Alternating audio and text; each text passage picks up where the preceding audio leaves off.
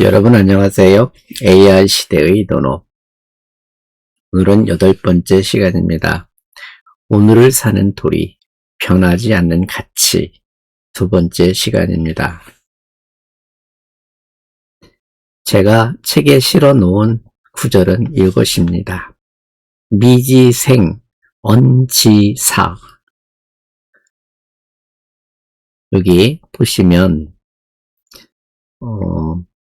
미지생 언지사라는 말이 있습니다. 해석 가능하신가요? 이렇게 여기 미자는 아직 뭐뭐하지 않는다 이렇게 해석한댔죠. 미지생, 즉 생의 이치를 아직 다 알지도 못하는데 이렇게 해석합니다. 언자는 어떻게, 어찌 그런 뜻입니다. 어찌 죽음에 대한 이치를 알겠는가. 이게 게로라는 사람이 문사 귀신입니다. 여기 귀신은 요즘 말하는 그 귀신, 영화에 나오는 그런 귀신이라기보다는 예전에 부모가 돌아가시거나 아니면 산천 초목에 큰 산이라든지 이런 데다 죄를 지냈던 거죠. 거기에 귀신이 있다 해서 게로가 귀신 섬기는 이치, 여기 문사 대 사자는 섬기다라는 뜻입니다. 게로가 귀신 섬기는 것을 물었어. 귀신은 사실은 없는 거죠. 돌아가신 거니까. 그러자 공자께서 말씀하시기를 미능사인, 여기 귀신과 대칭으로 쓰인 개념이 사람인자입니다. 미능사인, 사람 섬기는 것도 다 하지 못하면서 어떻게 귀신 섬길 수가 있겠느냐. 그러자 귀신 질문했다가 한 방 먹은 거죠. 왈 간문사하노이다. 감히 죽음에 대한 이치에 대해서 질문을 드렸습니다. 그러자 사는 이치도 모르면서 어떻게 죽는 이치를 알겠는가? 그걸 따져서 무엇을 하겠는가? 결국은 오늘을 살지도 못하는데 내일 어찌 알랴, 그런 뜻입니다. 가만히 되짚어보면 내 마음은 지금 여기에 있는가? 흔히 우리는 지나간 시간에 매여 있기도 하고 아직 오지도 않은 미래로 달려나아가기도 하죠. 지금 내가 있는 그 자체를 소홀히 여긴다, 그 말입니다. 지금을 살아내는 것이 내일이 되면 어제 살았던 모습이었고 또 모레가 되면 또 어제 그저께 내가 살던 모습이 남아있게 되는 거죠. 미래는 아직 오지 않았습니다. 그래서 이렇게 여기 사인, 사귀, 미지생, 결국에는 삶과 죽음에 대한 진지한 질문입니다. 사인은 사람을 섬기는 것, 사귀는 귀신을 섬기는 것. 이를 두고 주자는 생과 사, 사람인자, 사람과 귀신은 본래의 하나의 이치로 보고 있습니다. 살아있는 동안 사람의 도리를 다하는 것이 산자로서 해야 될 일입니다. 아마 어쩌면 AI 시대에 이런 걱정을 하는 이도 있을지 모릅니다. 수백 년 뒤의 AI 위협을 걱정하느라 오늘날의 디지털 격차를 방치해서는 안 된다는 얘기입니다. 시대는 도도히 흐르는 강물처럼 세찬 물줄기로 흘러가고 있습니다. 그것의 정점에 서 있는 것이 AI입니다. 하지만 아무리 세차게 흘러간다 하더라도 그 물이 흐름은 그칠 수 없는 거고 거기에 AI는 지속적으로 발전할 수밖에 없죠. 하지만 모든 것의 주체는 바로 나 자신, 내 삶이 배어 있어야 되겠죠. 다음으로 가져온 문구는 극기봉례 위인입니다. 결국에는 여기서 핵심 글자는 기자입니다. 자기 기자입니다. 우리 흔히 극기라고 하는데 극기가 무엇일까요? 제 마음속에도 늘 올라오고 있습니다. 나라는 것, 내 것이라는 것, 내가 하고 싶어 하는 것. 결국에는 그것이 지나치면 반드시 욕심으로 나아가죠. 자기를 이기는 것이 세상을 이기는 겁니다. 안현이라는 사람은 공자의 수제자로 알려져 있습니다. 근데 안현이 공자께 직접 공자의 핵심 사상인 인을 질문합니다. 선생님, 인이 뭘까요? 그때 한마디 툭 던져주신 답변이 극기봉례 위인이니라 이렇게 말씀하셨어요. 자기를 이겨서 봉례, 예로 돌아가는 것. 이럴 때 예라는 건 뭘까요? 우주 본연의 이치입니다. 우주 본연입니다. 우주의 이치는 쉼도 나감도 그침도 없는 영원 불변의 이치가 들어있죠. 하지만 즉 나는 지구라는 행성 속에, 지구라는 별 속에, 지구라는 곳에 태어나서 지구는 자전을 하고 있고 지구라는 그 자체도 유한성이 있죠. 그 중에 또 100년도 못 살고 갔던 나 자신이 있습니다. 결국에는 나의 욕심을 버리고 대자연의 이치에 따라서, 우주의 질서에 따라서 오고 감도 없는 그 자리까지 짚어나가고 있는 거죠. 그래서 출발은 어딨는가 하니까 위인유기 이유인호제야 이렇게 말씀하셨어요. 인을 하는 것은 자기로부터 말미암는다는 건 자기로부터 시작하고 자기가 한다 그 말입니다. 그런 것이지 다른 사람들이 대신해 주는 일은 없다. 그런 말씀으로 이해하시면 좋겠습니다. 이거를 여기서 가장 챙겨야 될 내용은 극기, 그 다음에 봉례, 그 다음에 유기.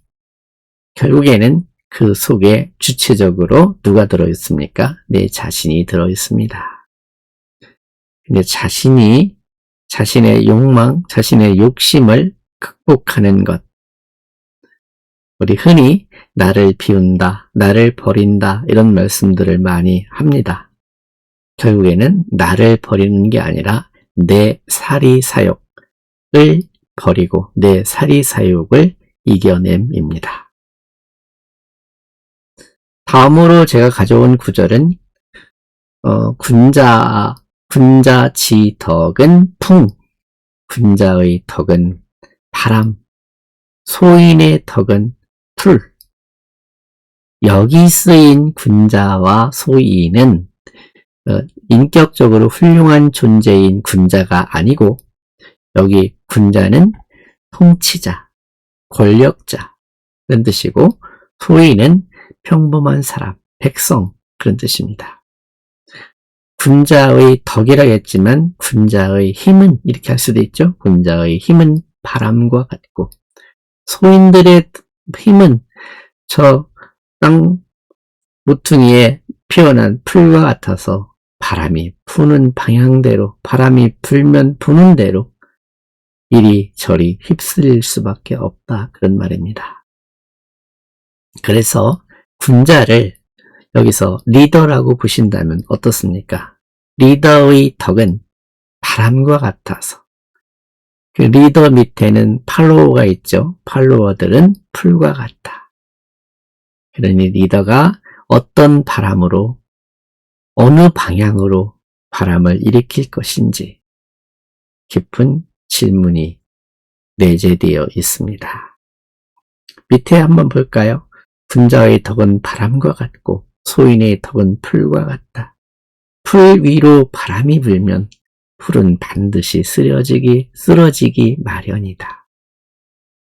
결국엔 리더의 리더십에 팔로워들이 따라가게 된다. 그런 말입니다.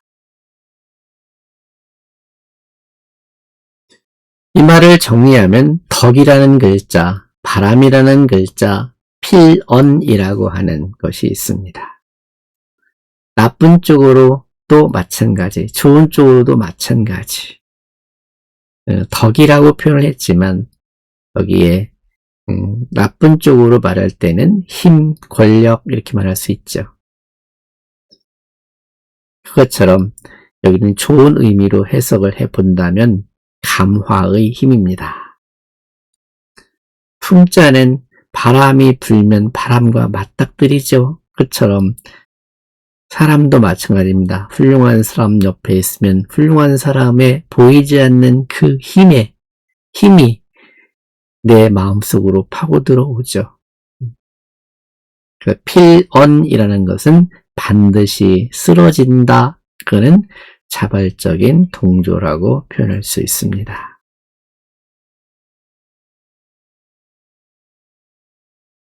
요즘 시대에, AI 시대에 이것을 풀어본다면 AI는 논리적 명령은 수행하지만 사람들의 마음을 움직이는 바람을 만들어내지는 못합니다.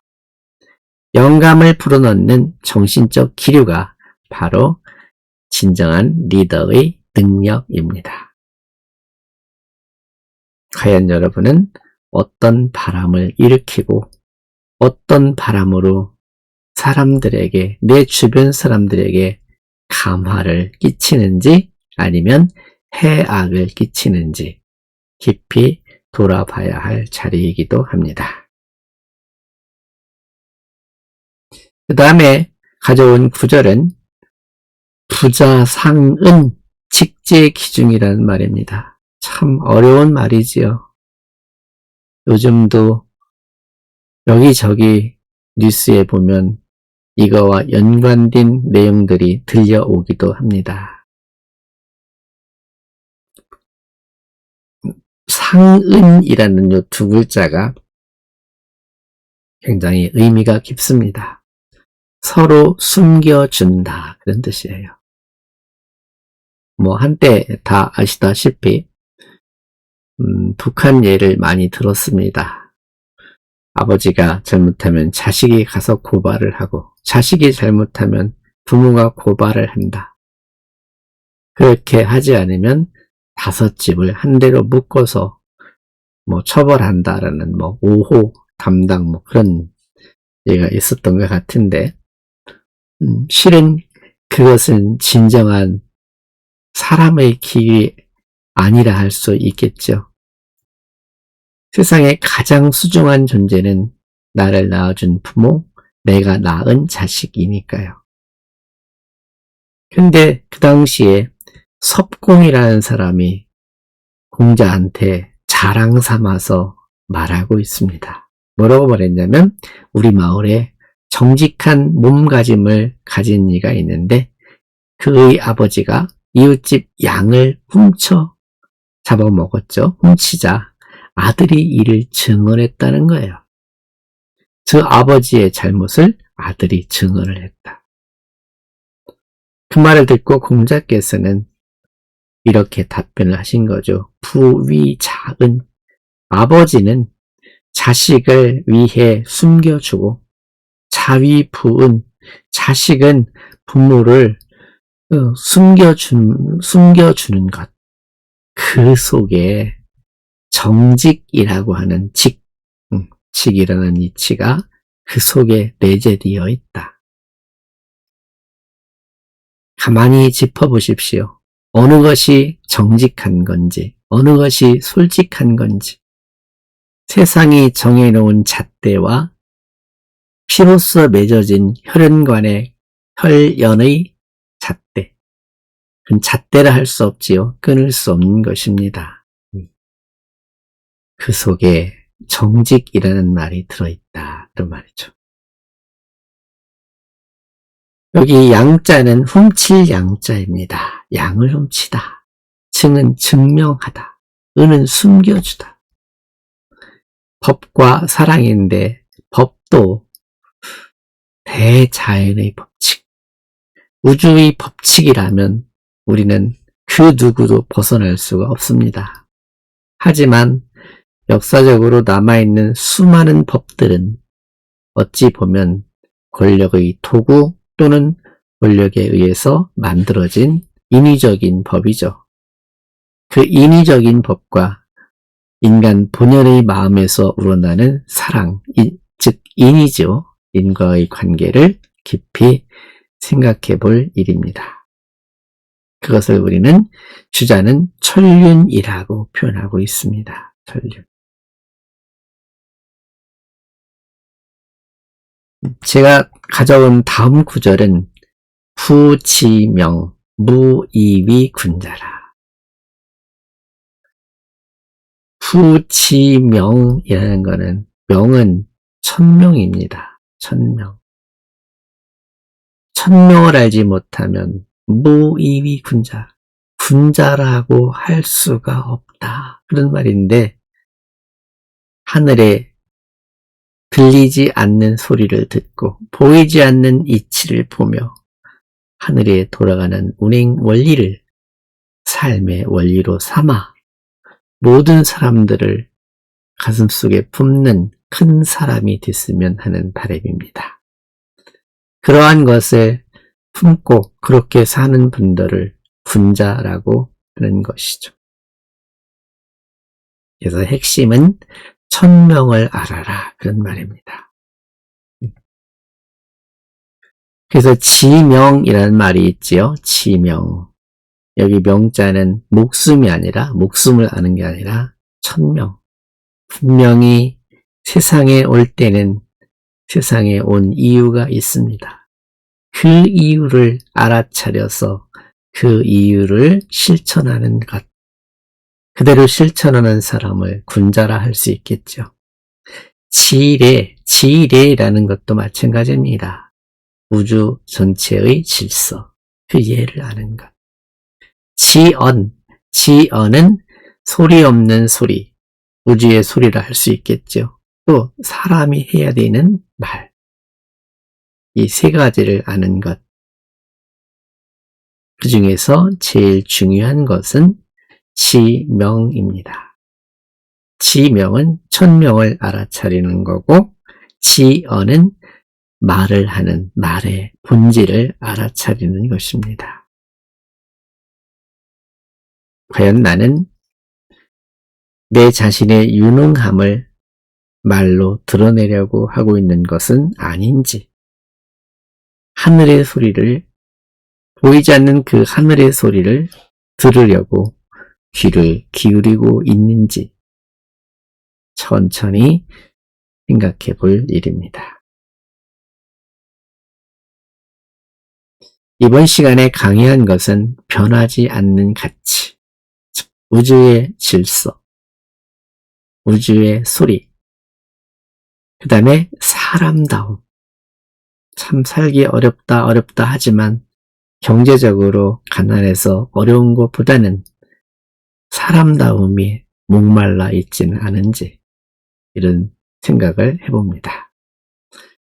다음 시간에는 9번째 강의로 제5부 논어의 지혜, 미래를 열다라는 주제를 가지고 여러분께 인사를 드리겠습니다.